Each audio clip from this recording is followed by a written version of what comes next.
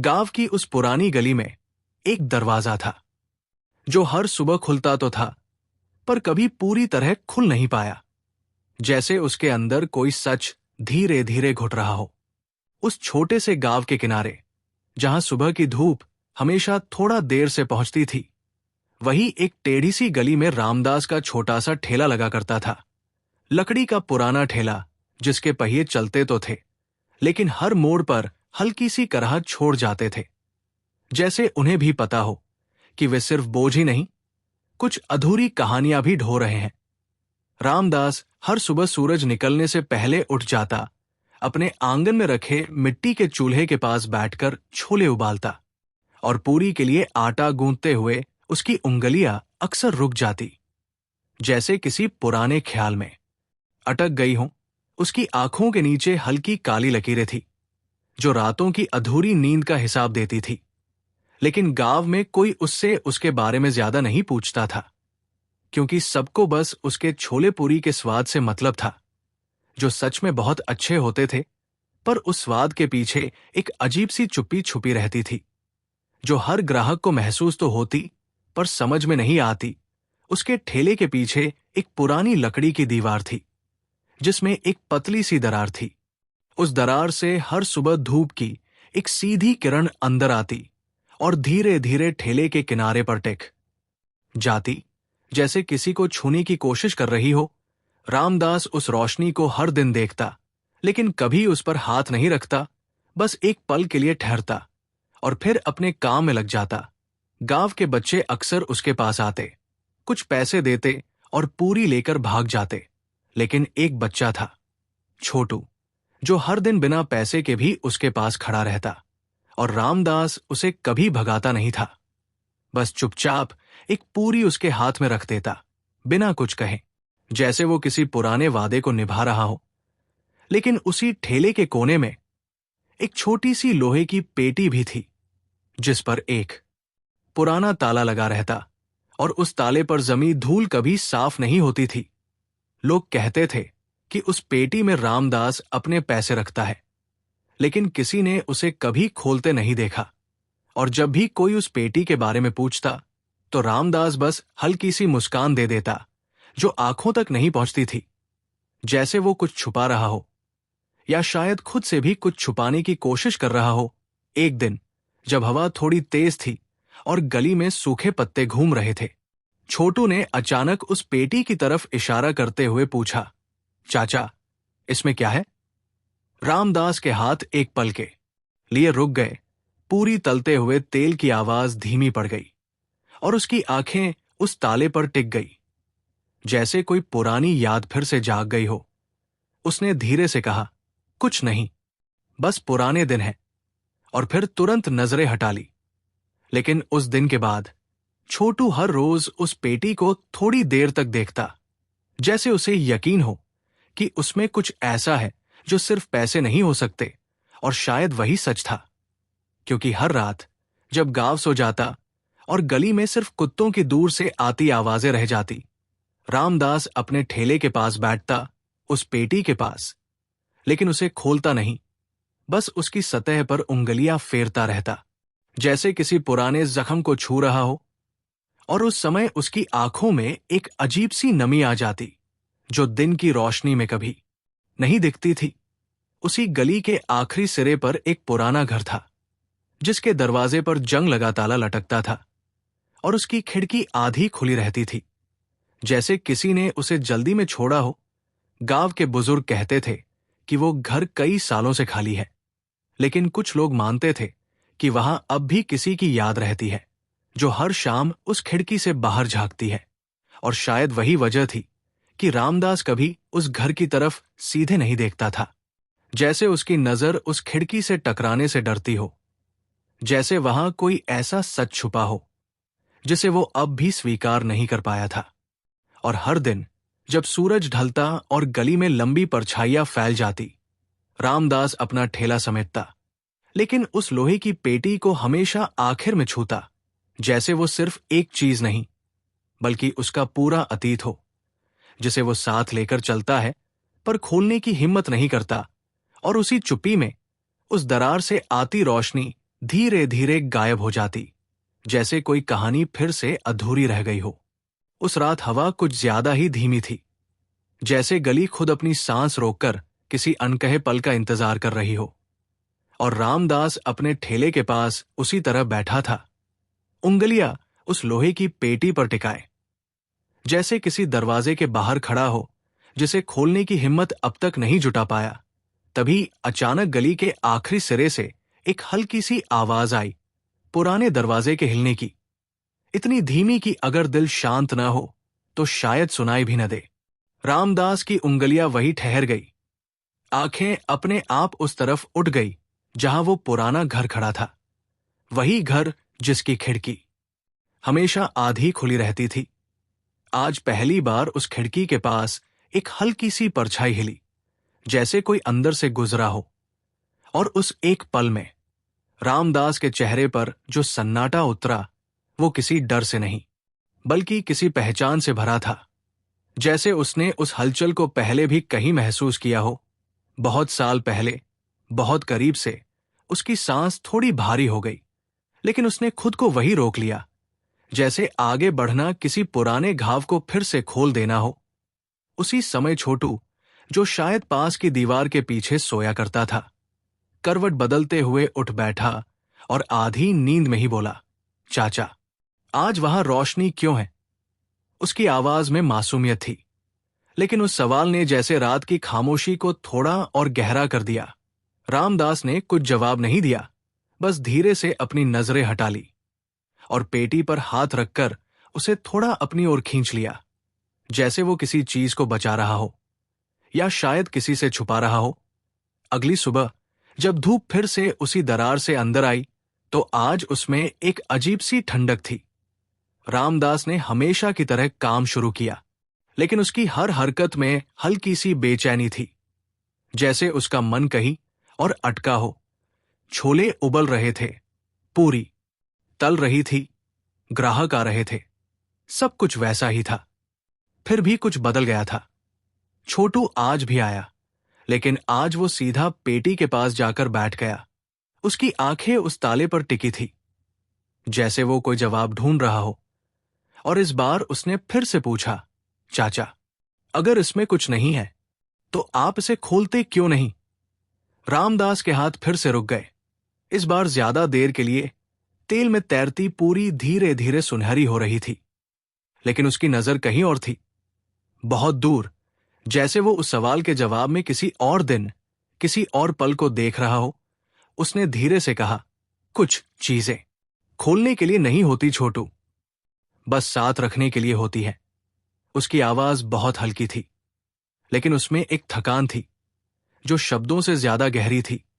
छोटू ने कुछ नहीं कहा, बस चुपचाप बैठा रहा, जैसे उसने उस जवाब को समझने की कोशिश की हो। लेकिन उस दिन के बाद रामदास ने पहली बार उस पेटी को थोड़ा कसकर पकड़ा, जैसे उसे खो देने का डर अचानक बढ़ गया हो। शाम होते होते गली में वही लंबी परछाइयां फैल गई, लेकिन आज रामदास ने अपना ठेला थोड़ा जल्दी समेट लिया और बिना किसी से नजर मिलाए वो धीरे धीरे उस पुराने घर की तरफ चल पड़ा। हर कदम जैसे उसे पीछे खींच रहा था, लेकिन फिर भी वो बढ़ता गया। उसके कदमों की आवाज सूखे पत्तों पर पड़ती और हर आहट जैसे उसे याद दिलाती कि वो कहाँ जा रहा है। जब वो उस घर के सामने पहुंचा तो दरवाजा आधा खुला था। वही जंग लगा ताला एक तरफ लटक रहा था, जैसे उसे किसी ने जल्दी में हटाया हो। रामदास कुछ पल वही खड़ा रहा। उसकी आंखें दरवाजे की उस पतली दरार पर टिक गई, जहां से अंदर की हल्की सी अंधेरी झलक दिखाई दे रही थी। उसने धीरे से हाथ बढ़ाया, लेकिन दरवाजे को छूने से पहले ही उसकी उंगलियां रुक गई, जैसे अंदर जाने से पहले ही उसका दिल सब कुछ जानता हो। और उसी पल उसके पीछे से छोटू की आवाज आई, चाचा, वहां कोई है क्या? रामदास ने मुड़कर देखा। छोटू थोड़ी दूरी पर खड़ा था। उसकी आंखों में डर नहीं था, बस एक सच्ची जिज्ञासा थी। रामदास ने एक पल के लिए उसे देखा, फिर धीरे से कहा, हां, कोई है, जो बहुत पहले चला गया था, लेकिन शायद अब भी यही है। और इतना कहकर उसने दरवाजे को हल्का सा धक्का दिया। दरवाजा चरमराता हुआ थोड़ा और खुल गया। अंदर से एक ठंडी हवा का झोंका आया, जिसमें एक हल्की सी महक थी, जैसे पुराने कागजों की या किसी अधूरी चिट्ठी की। और उसी हवा के साथ रामदास की आंखों में एक पुरानी तस्वीर उभर आई, एक छोटी सी लड़की की, जो उसी आंगन में हंस रही थी, हाथ में आधी खाई हुई पूरी लिए। और उस एक झलक ने उसके अंदर कुछ ऐसा छेड़ दिया जिसे वो इतने सालों से दबाए बैठा था। उसकी उंगलियां अनजाने में कांप गई और उसने धीरे से अपनी मुट्ठी बंद कर ली, जैसे वो उस याद को फिर से बिखरने से बचाना चाहता हो। लेकिन सच कभी पूरी तरह छुपता नहीं, वो बस सही समय का इंतजार करता है। और शायद वो समय अब धीरे धीरे उसके सामने खड़ा हो रहा था, उसी खुले दरवाजे के पीछे, उसी खामोश घर के अंदर, जहां हर दीवार पर कुछ अनकहा अब भी टंगा हुआ था। और रामदास पहली बार उस सन्नाटे के बिल्कुल करीब खड़ा था, जहां से वापस लौटना शायद उतना आसान नहीं रहने वाला था। दरवाजा थोड़ा और खुला तो भीतर की हवा जैसे कई सालों से बंद रखी हुई किसी सांस की तरह धीरे धीरे बाहर आई। और रामदास उस देहरी पर खड़ा रह गया, जैसे उसके कदमों को किसी अदृश्य धागे ने थाम लिया हो। अंदर अंधेरा पूरा नहीं था। छत की टूटी टाइलों से छनकर आती हल्की सी रोशनी धूल के कणों पर ठहरती हुई कमरे में एक शांत, थकी हुई चमक बिखेर रही थी। वही पुराना आंगन था, वही कोना जहां कभी मिट्टी का चूल्हा रखा रहता था।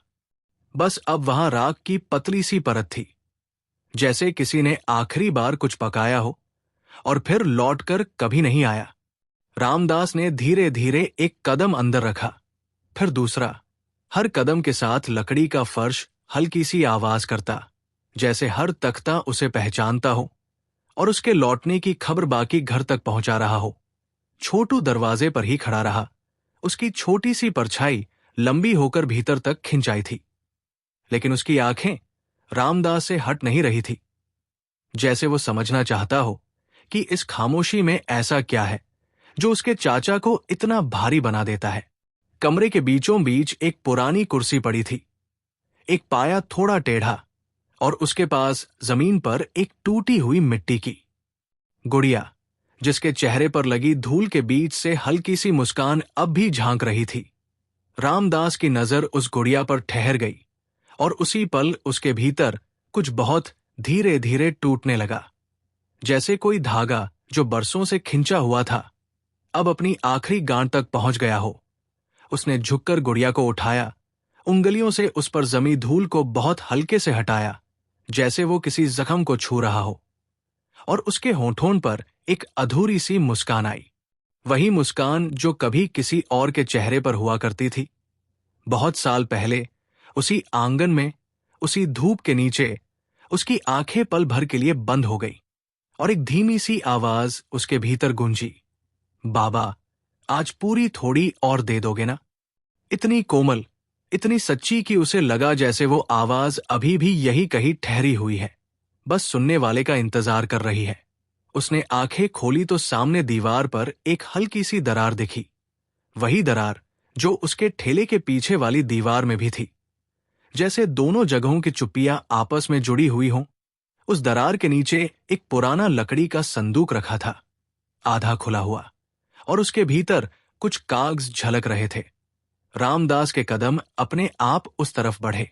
उसने धीरे से संदूक को खोला, कागजों की गंध हवा में घुल गई, पुरानी, फीकी, लेकिन जानी, पहचानी।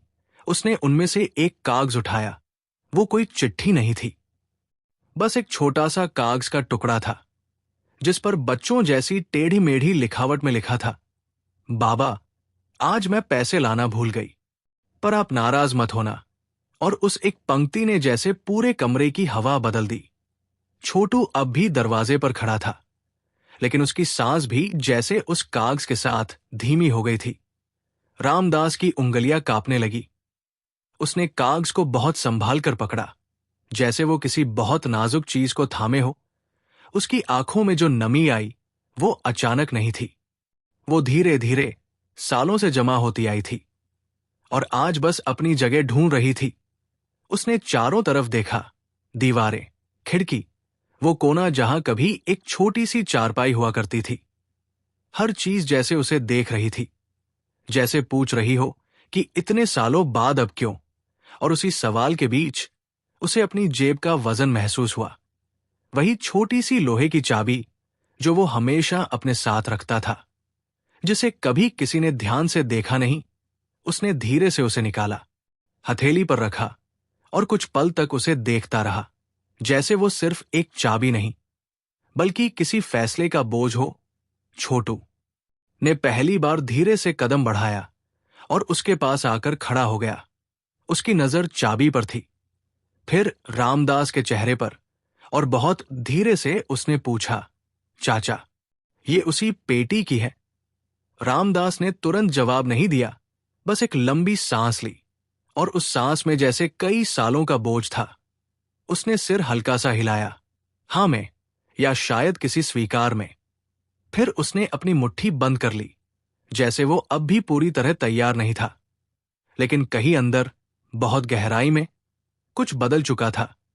कमरे की खिड़की से आती हवा ने कागजों को हल्का सा हिलाया, और उसी के साथ वो कागज का टुकड़ा जो उसके हाथ में था धीरे धीरे कांपा, जैसे उसमें लिखी वो मासूम आवाज अब भी जिंदा हो।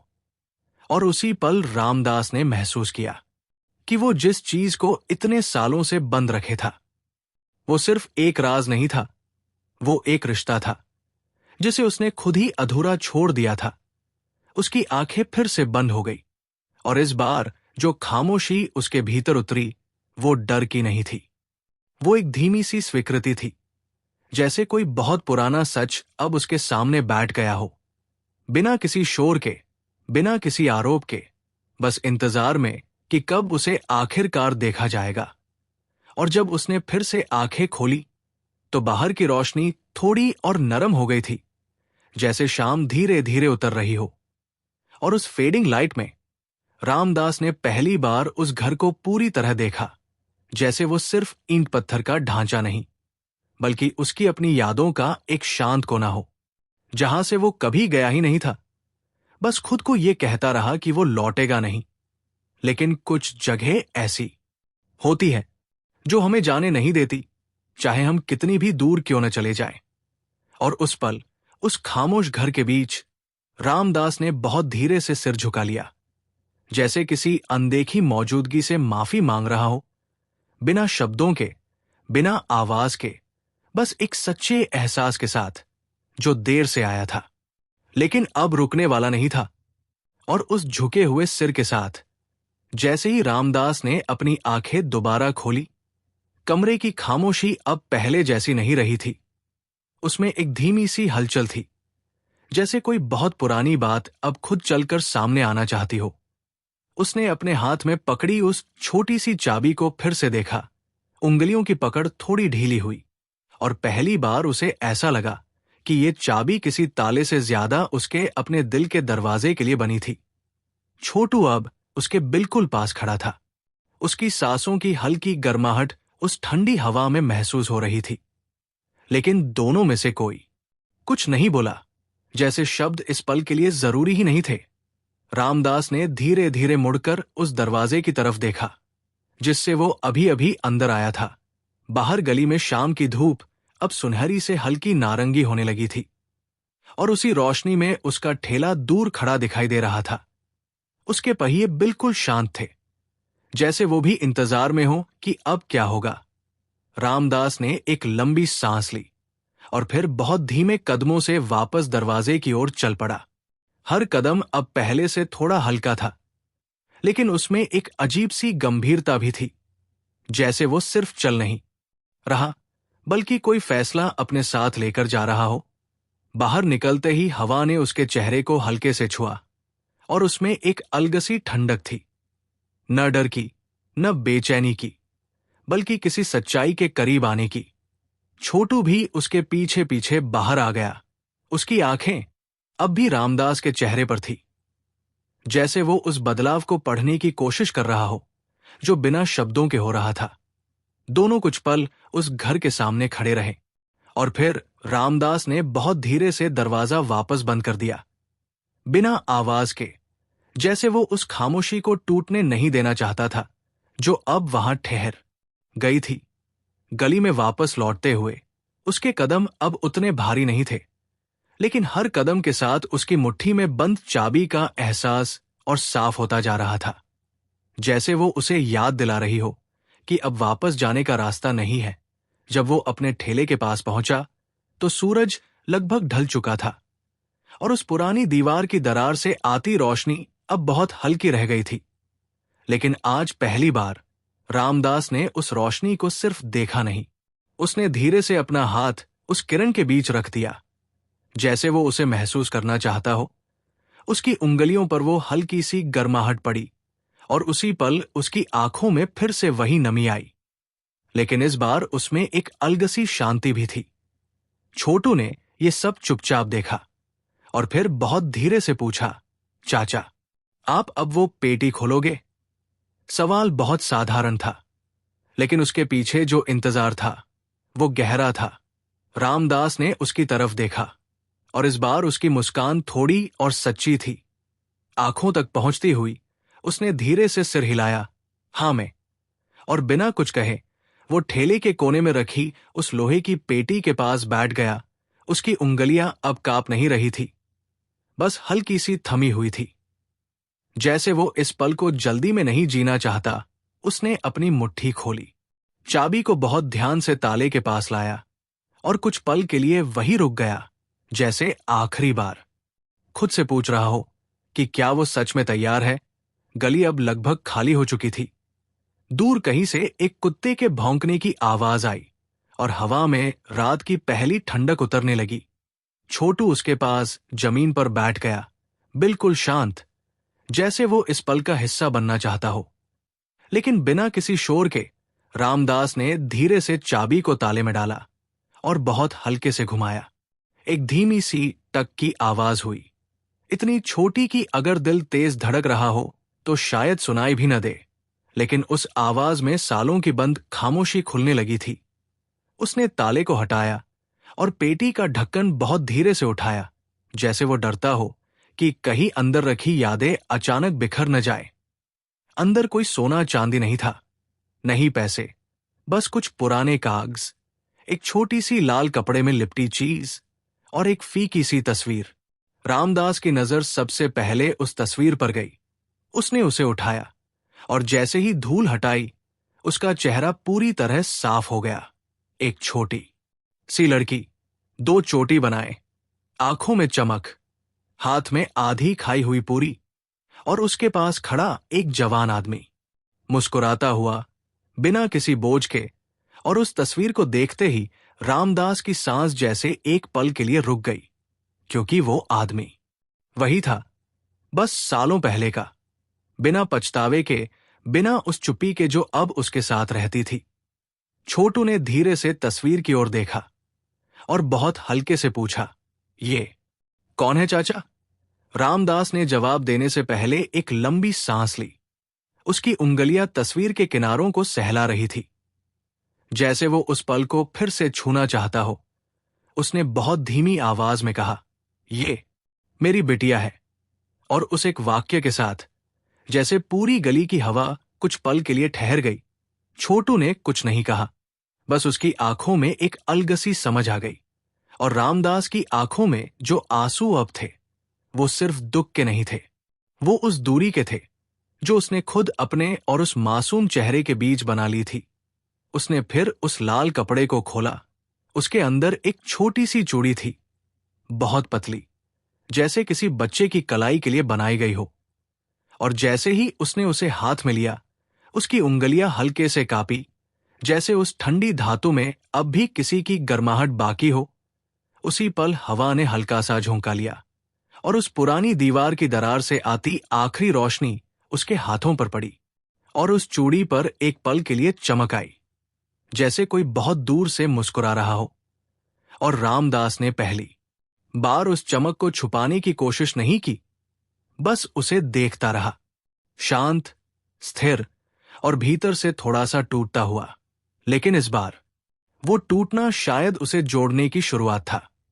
और उस छोटी सी चूड़ी की हल्की चमक जैसे ही रामदास की उंगलियों पर ठहरी, उसके भीतर सालों से दबा हुआ एक दरवाजा बहुत धीरे से खुलने लगा।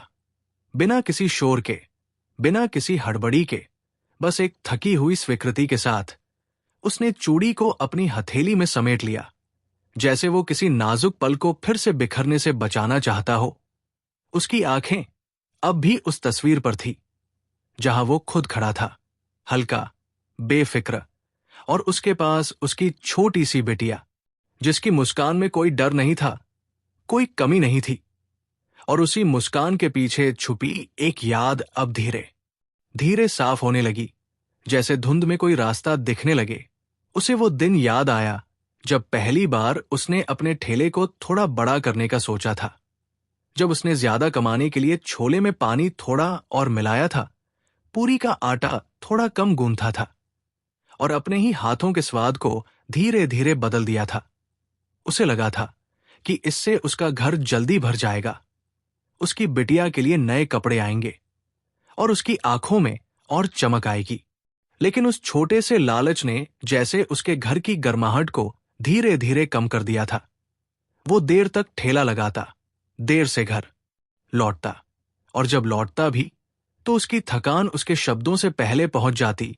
उसकी बिटिया कई बार दरवाजे पर बैठकर उसका इंतजार करती, हाथ में वही आधी खाई हुई पूरी लिए जो वो उसके लिए बचाकर रखती थी।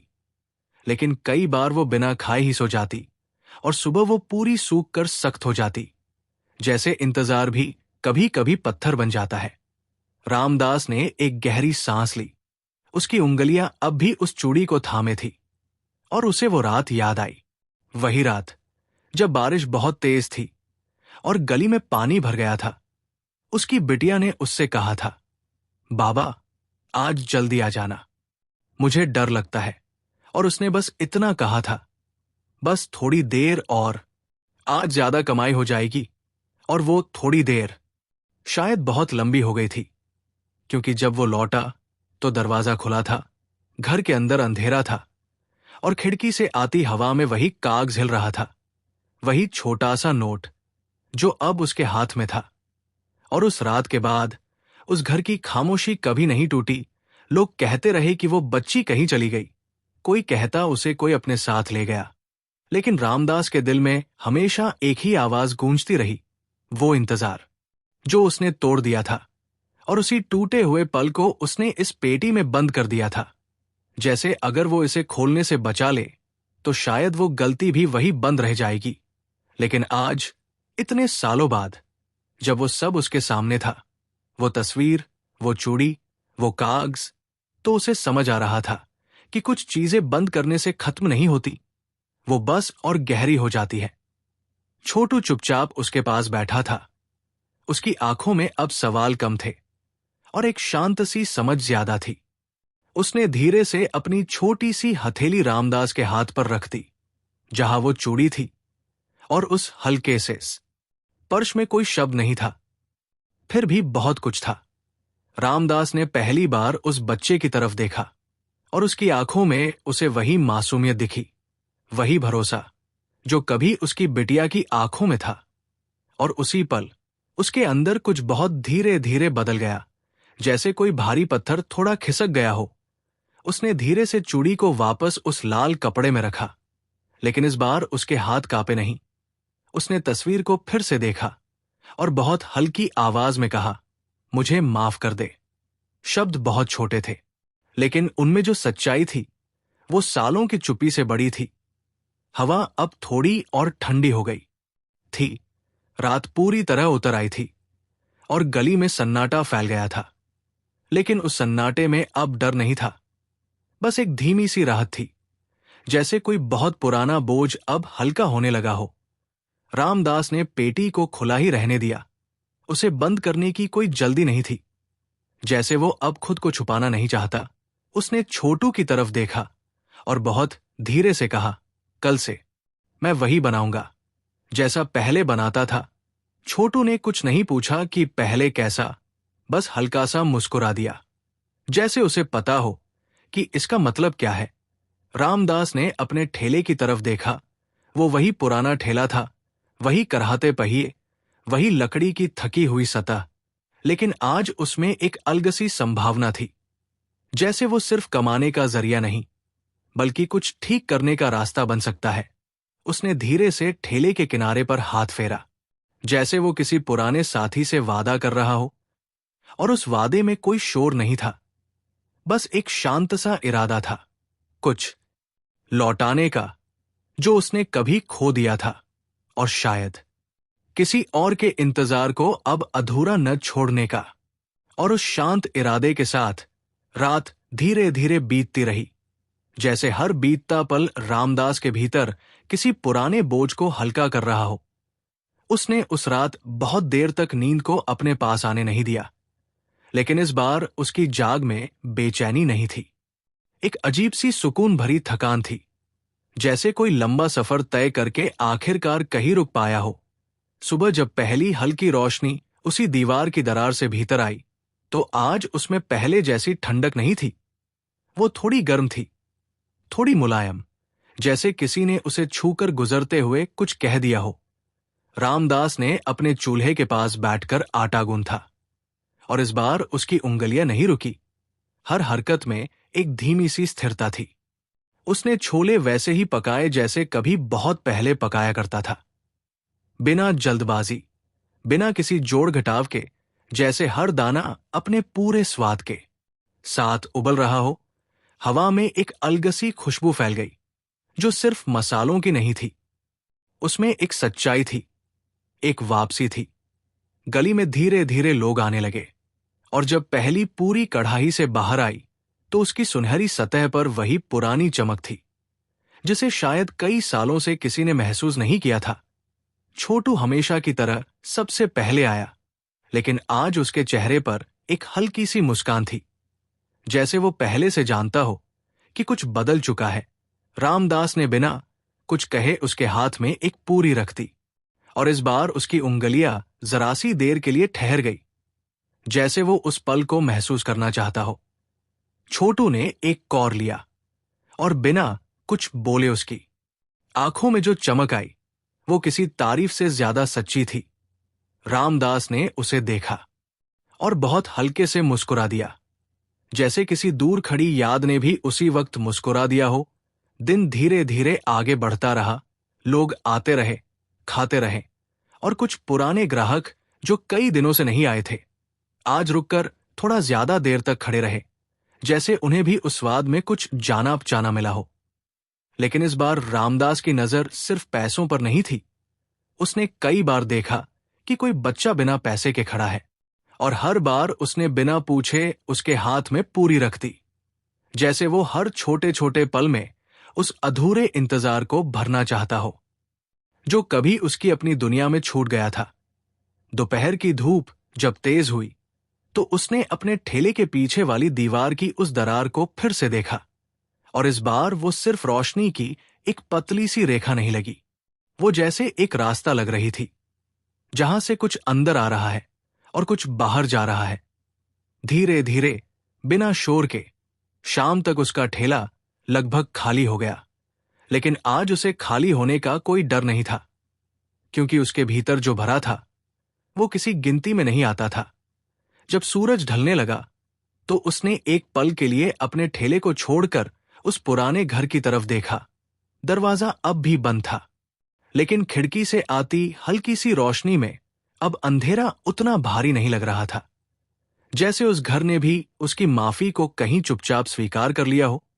उसने अपनी जेब से वो छोटी सी चाबी निकाली, कुछ पल उसे देखा, और फिर बहुत धीरे से उसे अपने ठेले के नीचे मिट्टी में दबा दिया, जैसे अब उसे किसी ताले की जरूरत नहीं रही, क्योंकि जो खोलना था वो खुल चुका था। छोटू पास ही खड़ा था। उसने ये सब देखा, लेकिन कुछ नहीं पूछा, बस चुपचाप उसके साथ खड़ा रहा। और उस खामोशी में अब कोई बोझ नहीं था, सिर्फ एक साथ होने की सरल सी भावना थी। रात फिर से उतर आई। गली में वही सन्नाटा फैल गया, लेकिन आज उस सन्नाटे में एक अलगसी गर्माहट थी, जैसे हवा भी थोड़ी हल्की हो गई हो।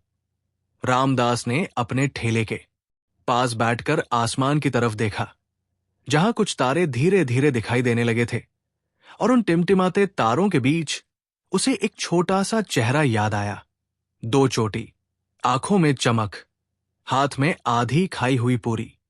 और इस बार उस याद के साथ कोई टीस नहीं थी, बस एक हल्की सी मुस्कान थी, जैसे किसी ने बहुत दूर से, बहुत धीरे से कह दिया हो कि अब सब ठीक है। उसकी आंखें धीरे धीरे बंद होने लगी, और इस बार जो नींद उसके पास आई वो मीठी थी, बहुत मीठी, जैसे किसी पुरानी भूल को आखिरकार माफ कर दिया गया हो, जैसे कोई अधूरी कहानी अपने आप पूरी हो गई हो, बिना किसी शोर के, बिना किसी अंतिम शब्द के, बस एक शांत सी स्वीकृति के साथ, जो दिल के भीतर बहुत गहराई तक उतर जाती है और वही ठहर जाती है, सुकून बनकर एक नई सुबह का इंतजार करते हुए। अगर इस कहानी ने आपके दिल को हल्के से छुआ हो, तो बस इसे अपने अंदर ही रहने दीजिए। शायद इसी खामोशी में सुकून छुपा होता है।